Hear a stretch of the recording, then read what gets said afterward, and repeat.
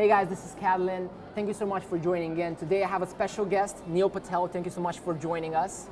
And in this special interview, we're going to talk about a lot of stuff. We're here at this conference in Bucharest. It's called GPEC. Neil, thank you so much for joining. No worries. Thanks for having me. What I would like to start with, and I think this is, like I said, we talked a little bit before, is a lot of people can find like your content, and you're well known for SEO and content marketing, how you market things and how you start your business and all these things. What I would think would be really interesting is to give people some context on kind of the incipient story. Like, where have you started this? Like, you're how old now? I'm 32. 32, so that's awesome. But when did you start the whole thing? Like, were you 6? Like, No, I wish. I was 16. Right. And then from there, I had an agency when I was a little kid. We were doing consulting, internet marketing. Can you imagine how that sounds? I had an agency when I was a little kid. It's funny enough, it's similar to your story. Yeah. I focus on the US market. I believe you focus on both US and Romanian market. And then from there, I expanded to different ventures like software, but yeah. Right. And where you were born? Because I think that's not... I was born in London. So you're born in London, and like, how did you, like, I'm curious, like, to talk a little bit about the first business you've started. Like, was that because of your parents? Your parents were against it and conservative, and you just did it just because you had the idea? I had the idea. My first business was a job website, like a job board, where people can go find careers. And I only started because I couldn't find a job. Right. At 16, there's not too many jobs for people. A 16-year-old, right. Yeah, unless you want to like flip hamburgers. So there's not too many high-paying jobs. It was crazy with automation and the world adopting technology so fast. The new 16-year-olds probably won't have jobs like flipping hamburgers. It'll be all done by robots. So you're saying you did not choose to be an entrepreneur. You choose, like, okay, I want to do something. I cannot find a job because I'm 16, like, who would trust me? So you started because, like... I started because I couldn't find a job. Not because you wanted to be an entrepreneur. No, I started because I couldn't find a job. Right. The only other option. You either go get a job or you go make your own job. Right. And I couldn't get a job, so then I had to make my own job. Right. Interesting. And that has been like 12, 14, 15 years ago? 16 years ago. So you started with a business on the web to help people find jobs. Yes. Because you didn't find a job. Yes. And then when I started the job website, right, it didn't work out because no one came to it. Right. So I had to learn marketing. At first, actually, I paid a few marketing agencies. Ripped you off? They ripped me off. So then I had to learn it, and I got good at it. And then I'm like, wait, my job agency still didn't make money, but I had visitors now. So then I'm like, why don't I help other people get visitors? And then that's pretty funny. Yeah. Because my first business was a clothing line. I was importing clothing from an outside country and selling it here. That failed completely, but I realized the part that I was good at was promoting the clothing. And then I doubled down on that. And I'm assuming you did it through Facebook? Yeah. But Facebook ads? Yeah, Facebook ads. Yeah. Invested a couple of thousand, made a couple of more, but I wasn't managing the business well. I was losing money because clothing is a small margin business, obviously, and all those things. A big industry, though. Yeah. So interesting. And now you're running, like, are you running companies at the moment, or are you just, because I've seen you talk about how you have a lot of strengths and weaknesses, and you're kind of aware of the one that you're not really good, or you don't enjoy managing people. So that's why you're not an active CEO of your companies. I'm not a CEO which is of interesting.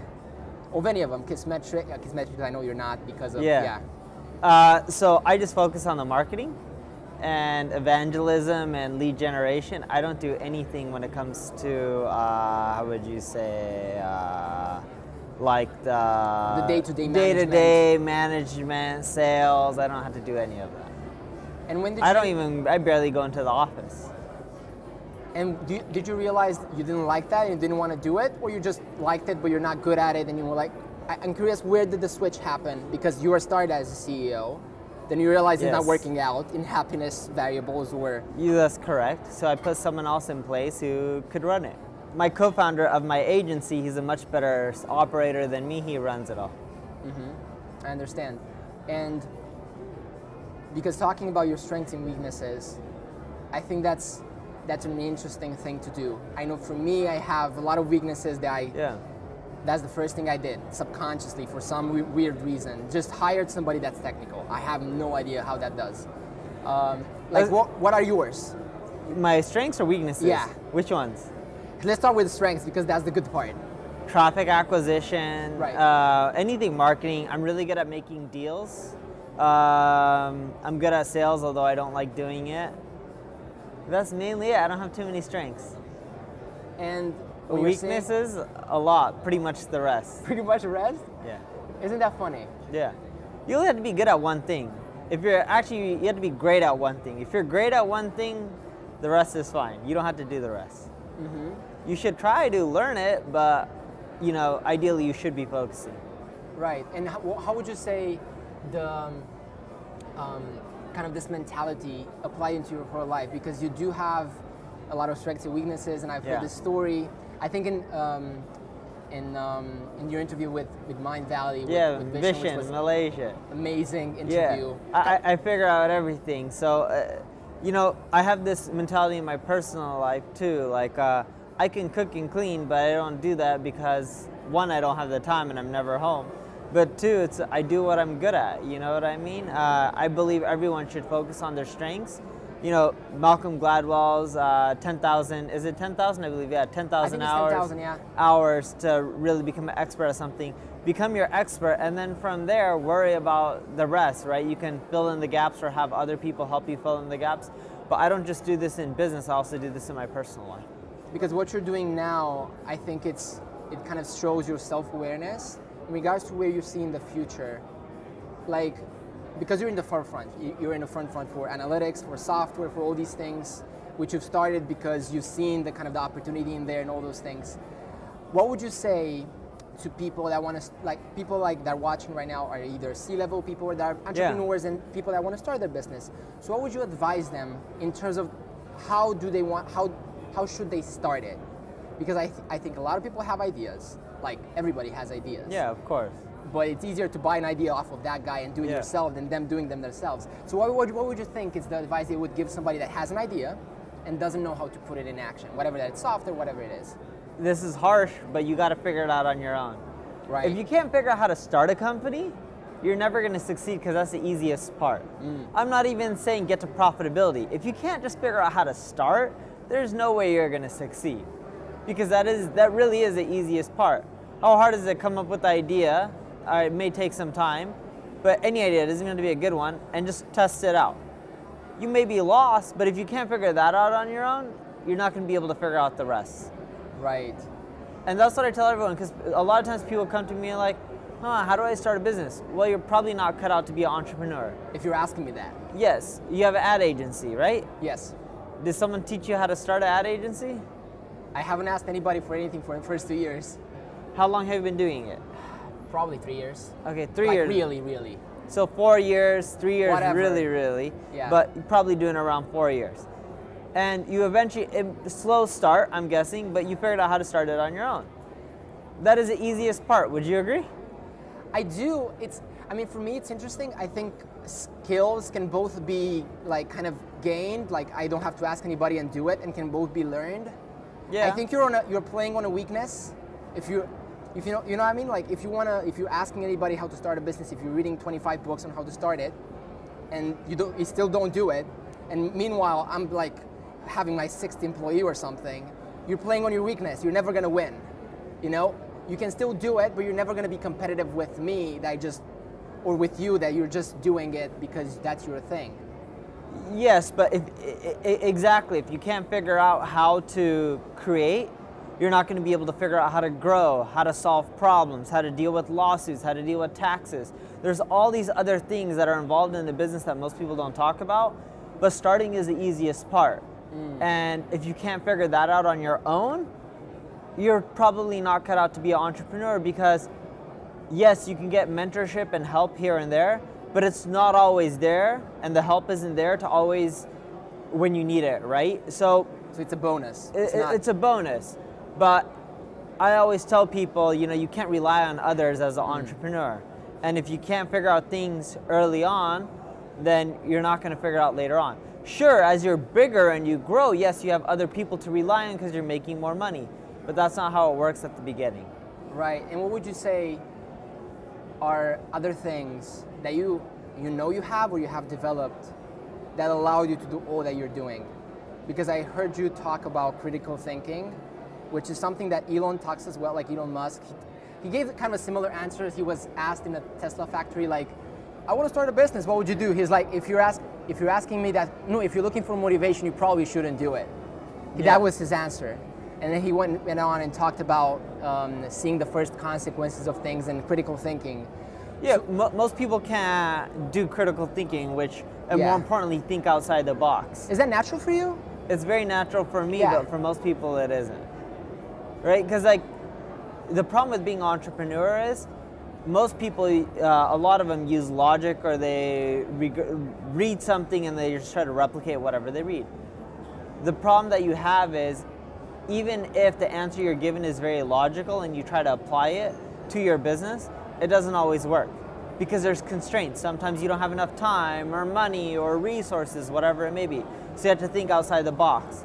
And if you're unable to think outside the box, which gets into critical thinking, probably not going to do well. And what are other things that you think are really valuable to your success in general? Yeah, you're going to make mistakes as an entrepreneur. You need to learn from them. So I don't care if you're Elon Musk or Mark Zuckerberg or Bill Gates, the most successful entrepreneurs make mistakes. Now what separates the guys who are really successful versus the average entrepreneur that you see is the really successful ones learn from their mistakes and they avoid making the same one over and over again. Because if you avoid making the same one over and over again, eventually you'll do the right thing. The other thing that separates the really successful ones versus the average entrepreneur is the successful ones don't just learn from their own mistakes, they learn from other people's mistakes as well. So they'll like buy books from, let's say, the CEO of IBM who talks about his mistakes and what caused failure and how they succeed. They'll learn from them and, you know, make sure they avoid making the same mistakes that other people have made as well. Yeah, and I don't know if you've heard about the new book Ray Dalio has put out, Principles. Yeah. Just a beautiful book, and basically has the same, it has a chapters like making mistakes is acceptable, not learning from them is unacceptable. Yes. And he basically went on to talk about how he fires people if they repeat the same mistake, but if they do a lot of them and not one stick several times, nothing bad happens. Yeah. So that's exactly what you're saying. It's kind of interesting because people are either afraid of doing anything because of fear of having a mistake or whatever it is whatsoever at all, or they just do so many things and then they avoid the feedback. Yes. And the avoiding the feedback is really the thing, right? Because if you take it in, you have no choice then to solve the problem, right? But what's crazy is most people don't realize when they made a mistake, so they're unable to learn. Right. Let's talk about marketing and sales, because that's, I mean, growth hacking, marketing, sales, I think that's kind of where you're at. And I think that's spot on. I've heard the story with you, I don't know what you hacked. It was pretty interesting. Not the driving. It's all right, let's get started with the questions. Yeah, so what would you say it's kind of the way you approach sales that makes you successful? So let's talk about deals, about any type of sales. What would you say you do? Sure, so the big thing that I do with sales is I analyze a problem before I sell. Most people just go and they sell, but what I'll do is, let's say it's a big company and the company is Samsung and they want to come to Eastern Europe. What I would do is I wouldn't just give them a solution. I would charge them for analysis, figure out the problems on why they're not successful, and then that gives me the proposal to send to them.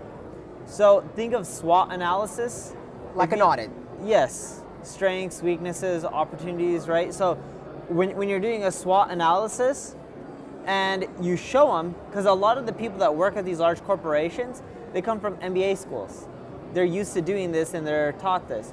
So if you do these analysis and then you come to, and you can charge them for the analysis, and then you come to them saying, here's the analysis, here's how much it'll cost me to fix all these problems, they'll be like, okay, sounds good. It's a very simple solution to generate sales. So where did that came from? Like a simple principle that comes from? It comes from you. MBA school. I mean the SWOT thing, but it comes from you understanding that you understand what they need and you just give it to them. Like that's the whole thing. Yeah, so a lot of times when you go to a business and you sell them on something, especially if you want to charge a lot, they can become very hesitant. Even if they know you and have a big brand, like, oh, this is expensive, like, what am I gonna get? Even if you outline a proposal of like, yeah, here's what you're gonna get, there's still some uncertainty. But if you're the one who analyzed and told them the problems, they're much more likely to pay you to fix them because they're like, oh, these guys already figured out the problems on their own. If they can do that, they'll be able to solve them. Right. And in terms of actual marketing your business, because that's selling. So if I want to get a contract or one-to-one deal, like that's how I do. I figure out what are their problems. I outline them to them so that they can see you in a position of authority and realize that you're the actual person that realizes it in the first place because they didn't know about it. Otherwise they would have solved it or at least be on the way. What would you say, because if we go above, we need marketing and branding to do the sales, right? Yes. So what would you do there? So from a marketing standpoint, I love content marketing because not only does it get you traffic, but it builds a brand as well. When you create content like this, podcasts, videos, whatever it may be, the more content that you create, the more education you do, more people start coming to your websites, the bigger the brand you build, the easier it is to also close deals as well. It all works in a vicious cycle. Right, and would you say, because you kind of pioneered the thing, like content marketing and infographics and what you've done in the beginning, like nobody was doing that. Like nobody. I mean, a couple of people here and there, but not really. Like how'd you figure it out that that's the next step to do in terms of doing that? Because until that point, everybody was just like, okay, selling. That was all they're doing. So how'd you figure that out? Well, I figured it out because I myself, I was reading blog posts to learn, and a lot of the content was mediocre, so then I was practicing to learn, and then I'm like, why don't people just write better content? From videos to audio files to everything, and that's how it started. So one thing I've heard about you and read about you that you love psychology and you study it a lot. Yeah. What are a couple of things that you've seen psychology-wise that you've tested and that work in selling and developing in your own life and whatever it is? And then there's another related one to that. So sure. So you know, one thing that I've learned is it's very hard for people to make big commitments, but micro commitments are very easy for people to make. Would you like coffee? Will you do an interview with me? You get them to do small commitments and then you ask them for bigger commitments. As each step goes along, it's much easier to get them to your end game. Right. For example, if I said to someone, hey, would you like coffee? Sure. Would you like to go on a date with me? Sure. You go on a few dates. Would you like to be boyfriend, girlfriend? Sure. Would you like to move in? Sure. Fast forward to 2 years later, would you like to get married? Sure, right? You see how the small micro commitments, but you can't go up to a random person and say, will you get married? They're gonna be like, whoa, whoa, whoa. If they say yes, they're crazy. Yes, but that's an example of using micro commitments. And you know, it works. It works in both your personal life and in business. So micro commitments, and in regards to the thing that you apply to yourself, like, because you from all this understanding, you probably apply a lot of things to yourself. Yeah. Like, how do you motivate yourself? Like, what are your motivations? What are all those things? I don't have to motivate myself. I love what I'm doing. Interesting. If you love what you're doing, you shouldn't have to motivate yourself because you won't see it as work. You'll see it as fun. Like this morning, right? Exactly. You just went from, I think, a 10-hour time change. Yes. You just landed yesterday or something? Like the other pretty much day. Today, because it was late last night, so which got into today. Right, so 10 hours difference. By the time I was in the hotel, it was already Tuesday, which is today. Which is today. Yeah. So you don't have to, like you don't have to have any stimuli to do it just because you mainly have that. Otherwise you would have slept in and be like Yeah, I love what I'm doing. Yeah, I love that. Cool. One last question, then we'll finalize with this. I think it was pretty interesting. I like to ask this to all my interviews. Fire away. It's, if you would imagine your ideal life, Yeah. that could be in whatever time you want to be that. How would you design that? Like a couple of main things that you would like to have. Would you be still doing the same thing? Would you still be doing the same thing but with other stuff, with stuff that you don't want to be doing at the moment? Like, how would that look like? I would be doing the same thing, probably a bit less. I'm doing too many things. I would focus more, and then that's it, and just keep growing and nothing else. So for me, my big fault over the years is I've tried doing too many things at once, and that trend has continued. It's a mistake that I've learned from slowly, but not quick enough. and it comes with baggage, and now I'm doing still too many things. I've cut off a lot of the things. I've hired people in place to run a lot of them, but I'm still doing too many things. And how you're dealing with all that? How are you dealing with all the stress and everything? Because when you're doing too many things, it kind of... Well, I'm good at handling stress naturally. Right. I think that's also what makes me a decent entrepreneur. And I'm dealing with it by hiring other key people who can just run those businesses. Right, got it. Well, thank you so much for your time. Thank you so much, guys, for watching. Go ahead and check out Neil. We're gonna have all the links to everything that you have. You have like Thank you. A lot of things that you have on the web. It's such an incredible person and marketer. We're gonna let him have his speech and inspire some people and give his knowledge away. It's gonna be pretty awesome. Thank you so much, man. Thank you for having me.